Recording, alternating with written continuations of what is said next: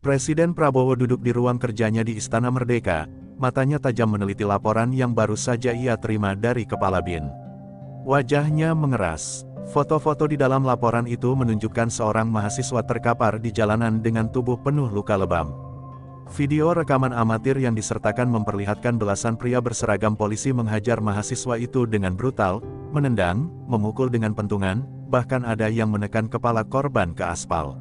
Laporan investigasi menunjukkan bahwa mahasiswa itu, bernama Damar, hanya menyuarakan kritik terhadap kepolisian sebelum akhirnya menjadi korban kebrutalan aparat yang seharusnya melindungi rakyat. Di balik layar, kasus ini lebih besar dari sekadar pengeroyokan biasa.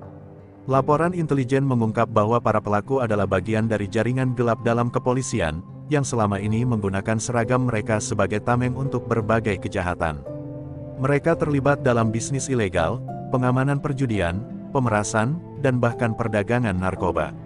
Mahasiswa itu dianggap ancaman karena mengungkap praktik korup mereka. Presiden Prabowo mengepalkan tinjunya, kemarahan membara dalam dadanya. Ia telah berjanji untuk menegakkan keadilan, dan ini adalah ujian besar bagi pemerintahannya. Panggilan darurat segera dikirimkan kepada Panglima Kopassus, Mayor Teddy, seorang perwira yang sudah terbukti loyal dan tak kenal kompromi terhadap kejahatan. Dalam waktu kurang dari 1 jam, Mayor Teddy sudah berdiri tegap di hadapan Presiden, matanya penuh ketegasan. Laporan ini bukan hanya tentang satu mahasiswa, Teddy. Ini adalah simbol ketidakadilan yang harus kita hancurkan. Aku ingin orang-orang ini ditangkap, tidak peduli mereka siapa, ujar Presiden dengan nada dingin, namun berisi perintah mutlak. Mayor Teddy mengambil laporan itu dan membacanya sekilas. Ia bukan orang yang mudah terkejut, tetapi kekejaman yang tertulis di sana membuatnya mendidih. Kami akan menangkap mereka satu persatu, Pak. Tidak ada tempat bagi pengkhianat berseragam, jawabnya dengan suara tegas. Matanya bersinar penuh determinasi. Dalam benaknya, ini bukan sekadar misi, tapi perang melawan pengkhianatan terhadap negara. Namun, tugas ini tidak akan mudah.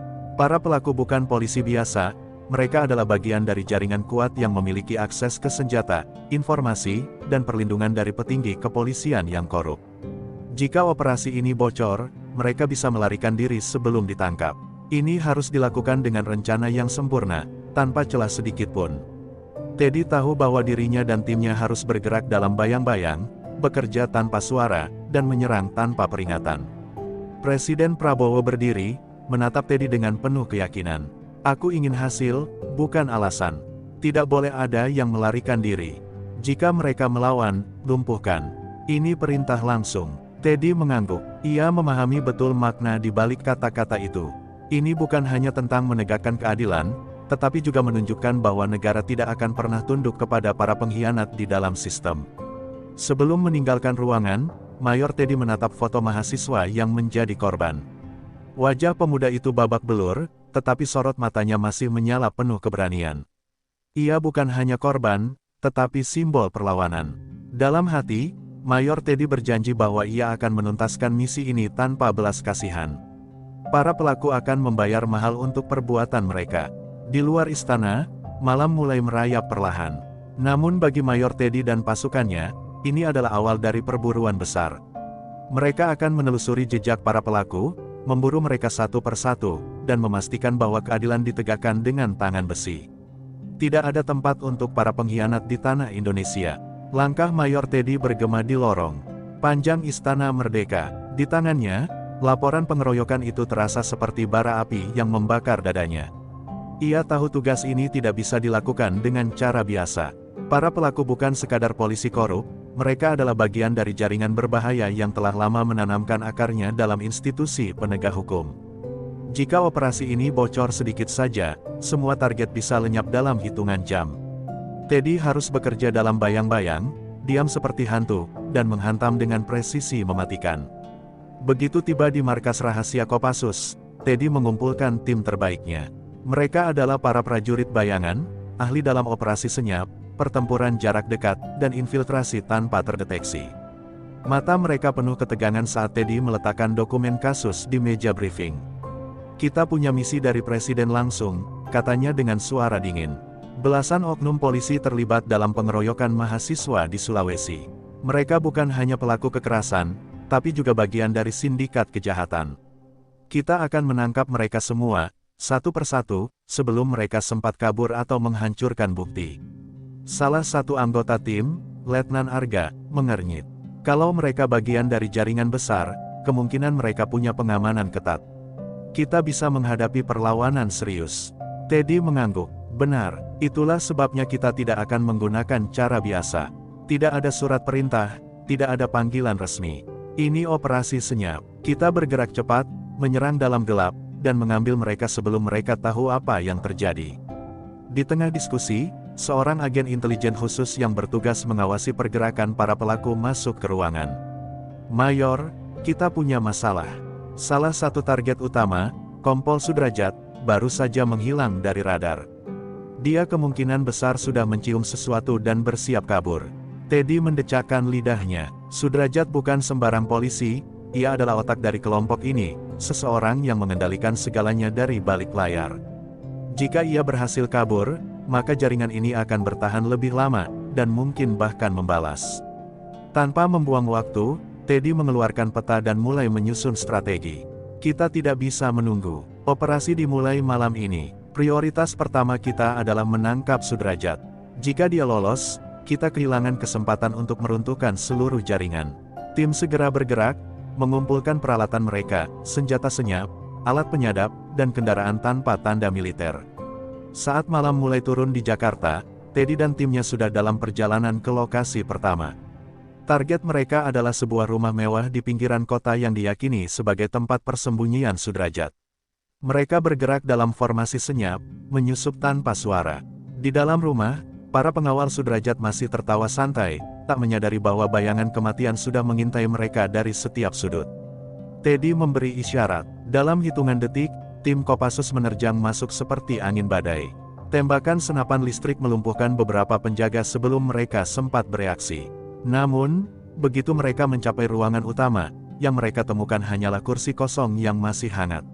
Sudrajat sudah menghilang. Teddy mengepalkan tinjunya, permainan ini baru saja dimulai, dan lawannya lebih licik dari yang ia duga. Di dalam ruangan yang gelap, Mayor Teddy menatap kursi kosong yang masih hangat itu dengan rahang mengeras. Kompol Sudrajat berhasil lolos, dan itu berarti ada kebocoran informasi. Seseorang pasti telah memperingatkannya. Teddy mengedarkan pandangannya ke sekeliling ruangan. Ada secangkir kopi yang masih beruap di meja, sebatang rokok yang masih menyala di asbak. Sudrajat pergi dengan terburu-buru. Ini bukan pelarian yang terencana, melainkan bentuk kepanikan. Teddy tahu mereka masih punya waktu untuk mengejarnya. Salah satu anggota tim, Sersan Jaka, berlari masuk sambil membawa sebuah ponsel yang mereka temukan di lokasi. Mayor, kami berhasil membuka ponsel milik salah satu anak buah Sudrajat. Ada pesan terakhir yang dikirimkan sekitar 15 menit lalu, burung hantu terbang ke utara. Teddy menyipitkan mata. Kode, ini berarti Sudrajat sudah punya jalur pelarian yang jelas. Tapi kemana? Teddy segera menghubungi seorang informannya di kepolisian daerah Sulawesi, seorang perwira muda yang masih setia pada hukum. Kami butuh semua informasi tentang jalur keluar dari Jakarta menuju Sulawesi. Bandara, pelabuhan, jalur darat, cek semuanya. Sementara itu, Teddy memeriksa dokumen-dokumen yang berserakan di atas meja. Ada catatan tentang transaksi mencurigakan, daftar nama polisi yang terlibat, bahkan indikasi bahwa mereka memiliki hubungan dengan kelompok kriminal di luar negeri. Ini lebih besar dari yang ia bayangkan. Jika mereka hanya sekadar meringkus para pelaku pengeroyokan, itu tidak cukup. Mereka harus membongkar seluruh jaringan ini hingga ke akarnya. Beberapa jam kemudian, informasi dari Sulawesi masuk. Mayor, Sudrajat naik jet pribadi dari Bandara Halim. Pesawatnya menuju Makassar, tapi ada kemungkinan dia akan bersembunyi di daerah pegunungan atau bahkan menyeberang ke negara tetangga, lapor informan itu. Teddy mengangguk, lalu memberi isyarat kepada timnya. Kita bergerak sekarang. Kita kejar dia sebelum dia menghilang sepenuhnya. Dengan jet militer yang sudah disiapkan, Teddy dan timnya terbang ke Sulawesi dalam misi senyap. Begitu mendarat di Makassar, mereka tidak membuang waktu. Dengan bantuan intelijen lokal, mereka mulai melacak keberadaan Sudrajat. Kota itu terasa seperti sarang laba-laba yang penuh jebakan, karena Sudrajat punya banyak koneksi yang siap melindunginya. Di tengah penyelidikan, Teddy dan timnya menyamar sebagai warga sipil dan menyusup ke sebuah bar yang dikenal sebagai tempat pertemuan para kriminal. Dari percakapan yang mereka curi dengar, ada desas-desus bahwa seorang tamu penting baru saja tiba dan sedang bersembunyi di sebuah villa di daerah pegunungan. Ini harusnya Sudrajat. Teddy segera merancang strategi penyergapan. Namun, sebelum mereka bisa bergerak, sebuah pesan tak dikenal masuk ke ponsel yang mereka sadap dari anak buah Sudrajat. Jangan coba-coba kejar, kalian tidak akan keluar hidup-hidup dari Sulawesi. Teddy membaca pesan itu dengan senyum dingin. Ancaman seperti ini tidak akan menghentikannya. Justru ini menandakan bahwa mereka berada di jalur yang benar. Operasi ini baru saja memasuki tahap paling berbahaya. Malam di Makassar terasa lebih panas dari biasanya. Mayor Teddy duduk di dalam sebuah mobil dengan kaca gelap, mengamati villa yang disebut-sebut sebagai tempat persembunyian Kompol Sudrajat. Lampu-lampu di dalam villa masih menyala, beberapa sosok bersenjata terlihat berjaga di halaman. Sudrajat tidak sendirian, dan itu berarti ia sudah siap menghadapi ancaman. Teddy menghela napas, matanya menajam. Ini tidak akan mudah. Di dalam markas sementara mereka, Letnan Arga membuka peta digital dan menunjuk beberapa titik masuk ke villa. Kita bisa menyusup dari sisi timur, ada hutan kecil yang bisa kita manfaatkan sebagai perlindungan. Tapi masalahnya, kita tidak tahu pasti berapa banyak orang di dalam, katanya dengan nada waspada. Teddy mengangguk, lalu berpikir sejenak. Mereka butuh lebih banyak informasi sebelum menyerang. Tiba-tiba, radio komunikasi tim berderak, dan suara berat seorang petugas polisi lokal terdengar. Mayor Teddy, ini Kapten Faisal dari Polda Sulawesi. Saya mendapat laporan bahwa kalian sedang menyelidiki kasus ini. Saya sarankan kalian mundur, ini bukan urusan kalian. Teddy menyipitkan mata. Nada suara Faisal terdengar seperti peringatan, bukan nasihat. Kami mendapat perintah langsung dari Presiden. Ini urusan negara, balas Teddy dengan dingin. Hening sejenak di radio, sebelum Faisal kembali berbicara. Saya ulangi, mundur sekarang juga. Sudrajat dilindungi oleh orang-orang besar. Jika kalian tetap maju, kalian tidak hanya melawan dia, tapi juga sistem yang jauh lebih besar. Teddy mengepalkan tinjunya. Ini sudah ia duga, ada orang dalam kepolisian yang melindungi para pelaku. Sudrajat bukan sekadar polisi korup biasa, ia adalah bagian dari jaringan yang lebih luas, dan orang-orang seperti Faisal adalah tameng mereka. Teddy menutup radio dengan kasar, lalu menatap timnya. Kita tidak bisa berharap ada bantuan dari kepolisian setempat. Mereka kemungkinan sudah disuap atau bahkan bagian dari kelompok ini. Itu berarti kita harus bergerak cepat sebelum mereka mencoba menggagalkan misi kita. Semua anggota tim mengangguk. Mereka tahu, ini bukan lagi sekadar operasi penangkapan. Ini adalah perang melawan pengkhianat di dalam sistem. Namun, tepat ketika mereka bersiap bergerak, sebuah ledakan mengguncang udara. Villa yang mereka incar tiba-tiba terbakar hebat. Api menjilat langit, sementara suara tembakan terdengar dari kejauhan. Teddy segera mengambil teropongnya dan melihat beberapa kendaraan polisi mendekat dengan kecepatan tinggi. Sial, mereka sedang menghilangkan bukti, teriaknya. Sudrajat tidak kabur, dia sedang dimusnahkan oleh orang-orangnya sendiri agar tidak bisa buka mulut. Tanpa pikir panjang, Teddy dan timnya langsung bergegas ke lokasi. Saat mereka tiba, villa sudah hampir rata dengan tanah. Beberapa mayat berserakan, sebagian besar anak buah Sudrajat. Di antara puing-puing yang masih membara, mereka menemukan tubuh Sudrajat, tergeletak tak bernyawa, dengan peluru tepat di kepalanya. Teddy berlutut dan mengamati luka itu. Ini bukan luka asal-asalan, ini eksekusi. Sudrajat telah dibungkam oleh kelompoknya sendiri. Namun, sebelum Teddy bisa berpikir lebih jauh, suara sirene mendekat dengan cepat. Puluhan mobil polisi mengepung lokasi. Dari dalam kendaraan, Kapten Faisal keluar dengan senyum dingin. Sepertinya kalian terlambat, Mayor. Kasus ini sudah selesai. Teddy menatapnya dengan tatapan membunuh. Ia tahu, pertarungan belum berakhir. Justru, ini baru permulaan. Mayor Teddy berdiri tegak di tengah reruntuhan villa yang masih berasap, matanya menatap tajam ke arah Kapten Faisal yang berjalan mendekat dengan senyum sinis. Puluhan polisi bersenjata lengkap mengepung lokasi, moncong senjata mereka diarahkan ke tim Kopassus. Situasi ini jelas bukan kebetulan, ini adalah jebakan. Teddy tahu, mereka sedang dijadikan kambing hitam. Sepertinya kalian berada di tempat yang salah, Mayor, ujar Faisal dengan nada mengejek.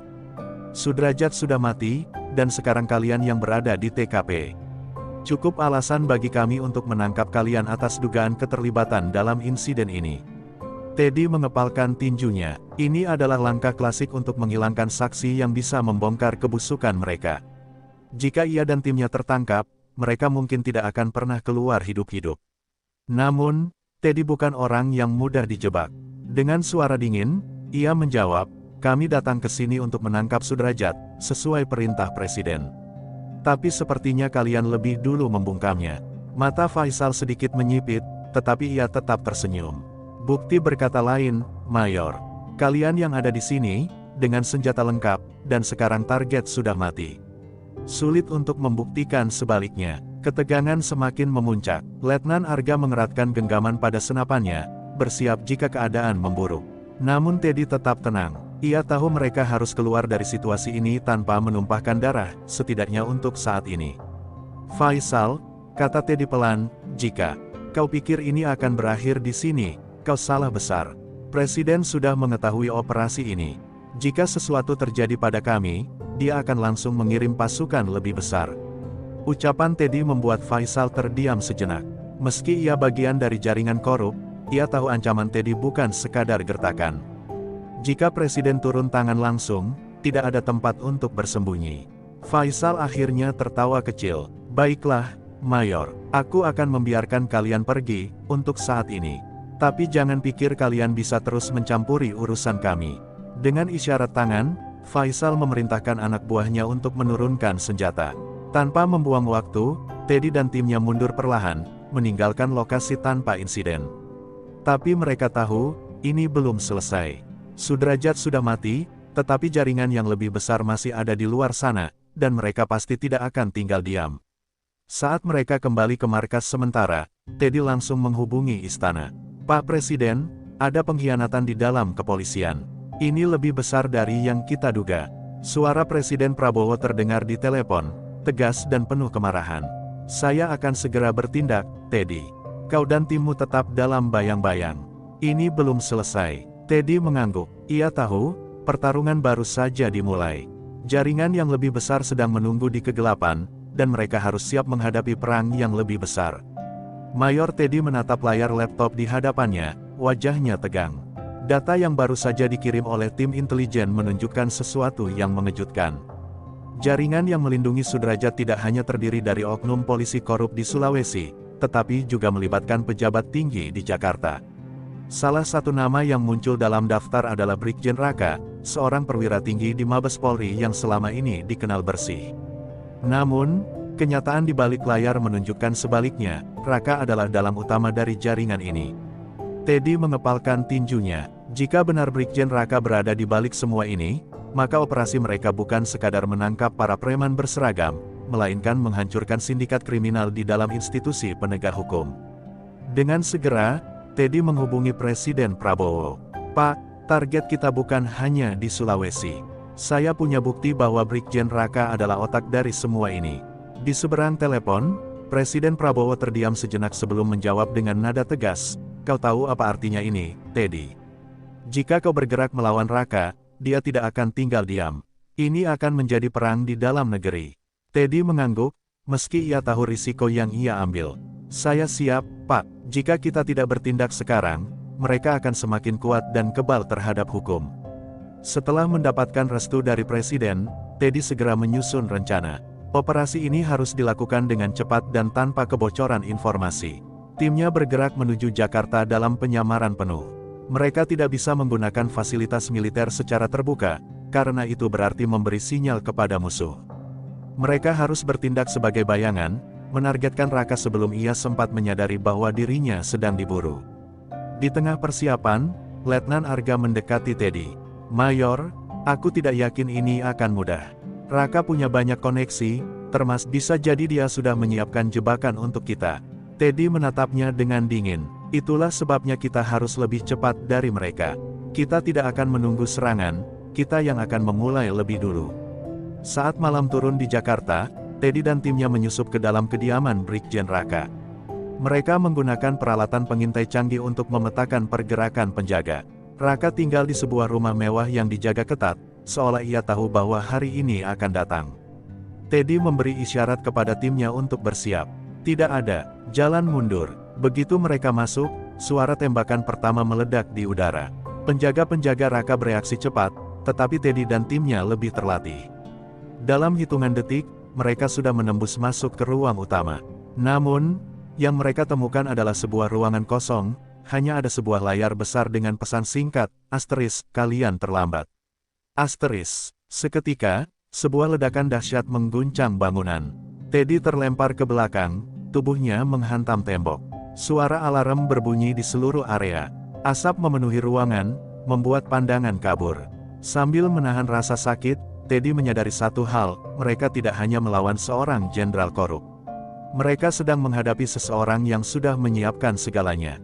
Perang baru saja dimulai. Asap tebal memenuhi ruangan yang berantakan akibat ledakan. Mayor Teddy merasakan dengungan di telinganya, efek dari gelombang kejut yang begitu kuat. Dengan susah payah, ia bangkit, batuk akibat asap yang memenuhi paru-parunya. Di sekelilingnya, beberapa anggota timnya juga mulai bergerak, meski dengan kondisi yang tak kalah parah. Semua orang baik-baik saja, suara Letnan Arga terdengar, serak dan penuh kewaspadaan. Teddy mengangguk, meski ia tahu mereka baru saja masuk ke dalam perangkap. Alarm berbunyi keras di seluruh kompleks, pertanda bahwa mereka tak punya banyak waktu. Brigjen Raka sudah memprediksi gerakan mereka dan kini tengah melarikan diri. Teddy menyadari bahwa mereka tak bisa tinggal diam. Dengan cepat, ia memberi isyarat pada timnya. Kita harus keluar dari sini sekarang. Raka tidak akan jauh. Mereka bergerak keluar dengan cepat, menyusuri lorong-lorong yang penuh puing dan asap. Begitu tiba di luar bangunan, sebuah mobil SUV hitam melaju kencang ke arah gerbang utama. Teddy segera mengenali sosok di dalamnya, Brigjen Raka. Tanpa ragu, ia meraih radio komunikasinya dan memberi perintah, kejar mobil itu. Jangan biarkan dia lolos. Dengan cepat, tim Kopassus melompat ke kendaraan mereka dan langsung tancap gas. Kejar-kejaran sengit terjadi di jalanan Jakarta yang masih cukup ramai meski sudah larut malam. Raka jelas tak ingin ditangkap hidup-hidup.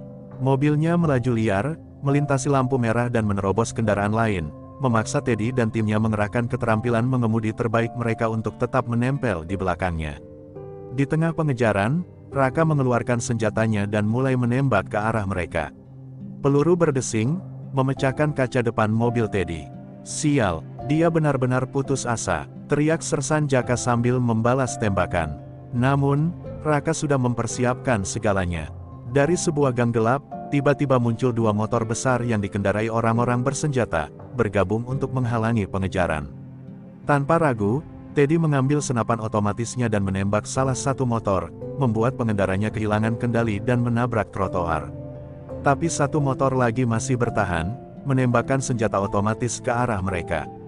Letnan Arga yang berada di kursi penumpang mengambil granat asap, menarik pinnya, dan melemparkannya ke jalan. Ledakan kecil terjadi, menciptakan kabut tebal yang membuat motor itu kehilangan arah dan akhirnya jatuh. Kini hanya tersisa Raka, mobilnya berbelok tajam ke sebuah kawasan pelabuhan. Teddy semakin yakin, Raka berusaha kabur lewat jalur laut.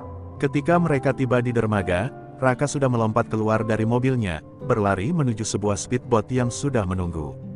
Teddy dan timnya langsung keluar dari kendaraan dan mengejarnya. Namun sebelum Teddy sempat menarik pelatuk, Raka berbalik dan berteriak, "Kau pikir kau sudah menang, Teddy? Aku bukan satu-satunya orang dalam sistem ini. Bahkan jika aku mati, yang lain akan menggantikanku." Wajahnya penuh kebencian, tapi matanya menunjukkan ketakutan. Teddy mengangkat senjatanya, menatap lurus ke arah pria yang selama ini menjadi dalang kejahatan dalam institusi kepolisian. Ini bukan sekadar penangkapan, ini adalah keadilan bagi mereka yang telah menjadi korban. Tapi sebelum Teddy bisa menembak, suara helikopter terdengar dari kejauhan. Lampu sorot menerangi dermaga, dan suara megafon menggelegar. "Brigjen Raka, Anda dikepung. Serahkan diri sekarang." Teddy mengenali suara itu, Presiden Prabowo telah mengirim pasukan tambahan. Pertarungan ini akan segera berakhir, tapi pertanyaannya, apakah Raka akan menyerah atau memilih jalan lain? Brigjen Raka berdiri di tepi dermaga, wajahnya yang penuh keringat menatap tajam ke arah Mayor Teddy dan pasukan Kopassus yang mengepungnya. Cahaya dari helikopter yang berputar di atas kepala membuat bayangannya tampak besar di atas papan kayu yang basah. Speedboat yang menjadi harapannya untuk kabur masih terikat, hanya beberapa langkah di belakangnya. Namun, ia tahu, tak ada lagi jalan keluar yang mudah. Teddy berjalan mendekat dengan langkah mantap, senjatanya terarah tepat ke dada Raka. Permainan sudah selesai, Raka. Letakkan senjatamu dan menyerahlah.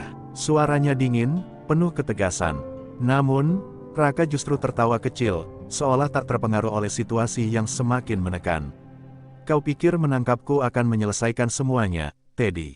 Katanya sambil mengangkat pistolnya perlahan. Sistem ini lebih busuk dari yang kau bayangkan. Aku hanya satu bagian kecil dari jaringan yang jauh lebih besar. Dan aku akan membongkar semuanya, balas Teddy. Kau akan hidup untuk menyaksikan kejatuhan mereka satu persatu. Namun, Raka menggeleng, senyum sinisnya berubah menjadi ekspresi putus asa. Aku lebih memilih mati daripada menjadi alat bagi kalian. Tiba-tiba, ia mengangkat pistolnya, mengarahkannya ke kepala sendiri. Namun, sebelum ia sempat menarik pelatuk, sebuah tembakan melesat di udara. Peluru dari senapan Teddy menembus pergelangan tangan Raka, membuat pistolnya terlempar ke laut. Raka menjerit kesakitan, darah mengalir deras dari lukanya. Ia jatuh berlutut, tangannya yang bergetar mencoba menghentikan pendarahan. Letnan Arga dan Sersan Jaka segera bergerak, memborgolnya dengan kasar. Suara langkah berat terdengar di belakang mereka. Dari helikopter yang baru saja mendarat, Presiden Prabowo turun dengan wajah penuh amarah. Ia berjalan mendekati Teddy, menatap Raka yang sudah tak berdaya. Jaringan kalian telah berakhir, ucap Prabowo dengan suara dingin. Keadilan akan ditegakkan, tidak peduli seberapa besar kalian mencoba bersembunyi. Raka masih mencoba melawan dengan kata-katanya. Kalian naif, akan selalu ada yang menggantikan orang-orang sepertiku. Sistem ini sudah terlalu dalam, terlalu kuat, suaranya semakin melemah, sementara darah terus mengalir dari lukanya. Teddy menatapnya dengan dingin. Sistem ini kuat, tapi kami lebih kuat. Kau sudah kalah. Dengan isyarat dari Prabowo, Raka diseret ke dalam mobil tahanan yang sudah menunggu. Saat mobil itu melaju pergi, Teddy menarik napas dalam. Pertarungan ini memang telah dimenangkan, tapi perang melawan korupsi belum berakhir. Ia menatap Presiden Prabowo, yang kini berdiri di sampingnya, menatap ke laut. Masih banyak yang harus kita lakukan, kata Prabowo pelan. Teddy mengangguk, dan kami siap untuk itu, Pak. Malam itu, angin laut bertiup kencang di dermaga Jakarta. Sebuah pertempuran telah berakhir, tetapi bayangan pertempuran yang lebih besar masih menanti di depan. Malam itu, Mayor Teddy duduk di ruang briefing markas Kopassus dengan tatapan tajam. Brigjen Raka memang telah ditangkap, tapi firasatnya mengatakan ini belum berakhir. Ia menatap layar di depannya, menampilkan daftar nama yang baru saja dikirim oleh tim intelijen. Nama-nama besar, jenderal, pengusaha, hingga politisi, semuanya terhubung dengan jaringan kotor yang telah mereka bongkar. Presiden Prabowo memasuki ruangan, diikuti oleh beberapa pejabat tinggi militer. Suasananya serius. Teddy, ujar Prabowo dengan nada berat, kita telah mengguncang sarang ular. Raka hanya salah satu dari mereka. Sekarang, musuh tahu bahwa kita sedang mengejar mereka. Teddy mengangguk, saya yakin mereka tidak akan tinggal diam, Pak. Seolah mengkonfirmasi perkataan Teddy, sebuah ledakan tiba-tiba mengguncang markas. Listrik padam sesaat, dan suara alarm berbunyi nyaring. Pasukan segera siaga, mengambil posisi bertahan. Teddy berlari keluar ruangan, melihat kobaran api di sisi barat kompleks. Serangan sabotase, teriak salah satu prajurit. Di tengah kekacauan, Teddy melihat sebuah mobil SUV hitam melaju kencang keluar dari gerbang belakang. Instingnya mengatakan sesuatu yang lebih besar sedang terjadi. Kejar mereka, perintahnya kepada Letnan Arga. Mereka melompat ke kendaraan dan mengejar mobil misterius itu. Pengejaran membawa mereka ke sebuah gudang tua di pinggiran Jakarta. Mobil yang mereka kejar berhenti di dalamnya, tetapi saat Teddy dan timnya mendekat, mereka malah disergap oleh pasukan bersenjata yang sudah menunggu. Hujan peluru langsung mengguyur, memaksa mereka berlindung di balik kendaraan. Teddy menggertakkan giginya. Ini bukan sekadar operasi kecil, mereka sedang berhadapan dengan sisa-sisa jaringan Raka yang mencoba membalas dendam. Mereka sudah siap untuk kita, ujar Arga sambil mengisi ulang magasin senjatanya. Kita tetap harus maju, balas Teddy dingin. Pertempuran sengit pecah di dalam gudang. Satu persatu musuh tumbang, tapi mereka juga menghadapi perlawanan sengit. Di tengah baku tembak, Teddy melihat seseorang yang tak asing keluar dari bayang-bayang, Komisaris Besar Hardiman, salah satu petinggi kepolisian yang selama ini dianggap sebagai orang bersih. Hardiman tersenyum dingin. Kau terlalu banyak mencampuri urusan ini, Teddy. Matanya penuh kebencian. Teddy menyadari satu hal, pengkhianatan datang dari tempat yang tak terduga. Perang ini belum berakhir, justru baru saja memasuki babak baru. Mayor Teddy menatap Komisaris Besar Hardiman dengan rahang mengeras. Sosok yang selama ini dianggap bersih ternyata adalah bagian dari jaringan kotor yang melindungi para penjahat berseragam. Jadi kau juga bagian dari mereka, kata Teddy dengan suara dingin, senapannya tetap terarah. Hardiman tersenyum miring, berjalan santai di antara mayat anak buahnya yang bergelimpangan akibat baku tembak sebelumnya. Kau pikir keadilan ada di tanganmu, Teddy? Katanya sinis. Aku hanya memastikan keseimbangan tetap terjaga. Jika sistem ini runtuh, apa kau yakin yang menggantikannya lebih baik? Teddy tak terpengaruh. Yang pasti lebih baik daripada para pengkhianat seperti kalian. Dengan isyarat cepat, ia memberi kode pada Letnan Arga dan timnya. Saat Hardiman menyadari itu, ia mengangkat tangannya, memberi sinyal pada sisa anak buahnya untuk menyerang.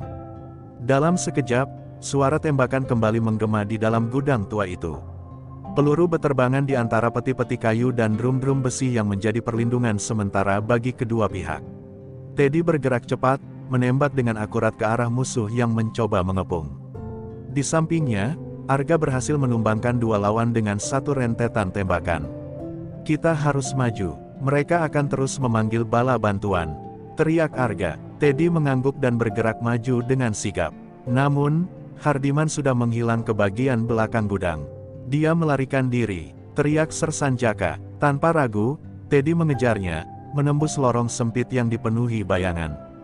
Di ujung, Hardiman berusaha masuk ke dalam sebuah mobil yang telah disiapkan. Teddy menembak ke arah ban, membuat kendaraan itu oleng. Hardiman tersentak, tetapi tetap berusaha kabur. Saat ia hendak menembakkan pistolnya, Teddy lebih cepat. Satu peluru menembus bahunya, membuatnya jatuh tersungkur ke tanah. Teddy mendekat, menendang pistol Hardiman jauh dari jangkauannya. Dengan napas tersengal, Hardiman tertawa kecil. Kau pikir ini selesai? Bisiknya. Teddy berjongkok, menatap matanya dengan tajam. Ini baru permulaan. Kau dan semua orang sepertimu akan tumbang satu persatu. Saat pasukan tambahan tiba, Hardiman diseret dalam keadaan berlumuran darah. Gudang yang penuh mayat menjadi saksi bisu dari pertempuran ini. Teddy berdiri tegak, menatap langit malam yang berwarna merah akibat kobaran api di sekitar mereka. Perang melawan pengkhianat di dalam negeri telah dimenangkan, tapi ia tahu, masih ada banyak musuh yang mengintai dalam kegelapan. Namun, satu hal pasti, Kopassus tak akan pernah mundur.